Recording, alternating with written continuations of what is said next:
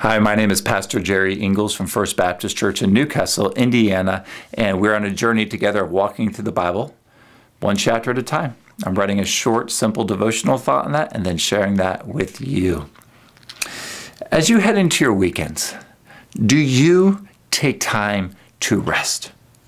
Luke chapter 14 starts with Jesus in the home of a prominent Pharisee, surrounded by experts in the law. But there is also a man there who is suffering from dropsy. While it is against the religious rules of the day to do any kind of work on the Sabbath, Jesus asked a question in Luke chapter 14, verse 3, that strikes to the heart of why he came. Is it lawful to heal on the Sabbath or not?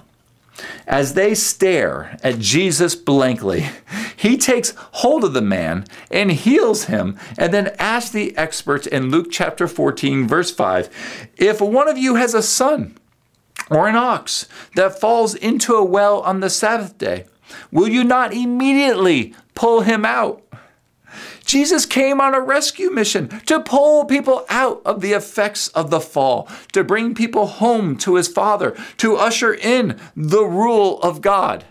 Actually, Jesus was never rebelling against the Sabbath itself. He was actively reforming the Sabbath back to God's original intent. He was demonstrating the kingdom of God where it is done on earth as it is in heaven.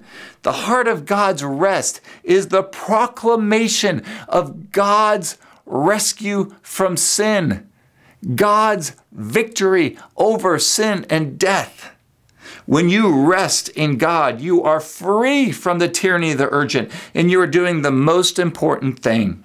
When you rest in God, you're pointing back to the seventh day when God ceased from his work to give creation his delight. When you rest in God, you're pointing towards the day of the fullness of God's perfect rule over all of his creation in the new heaven and the new earth. Seize the moment and rest.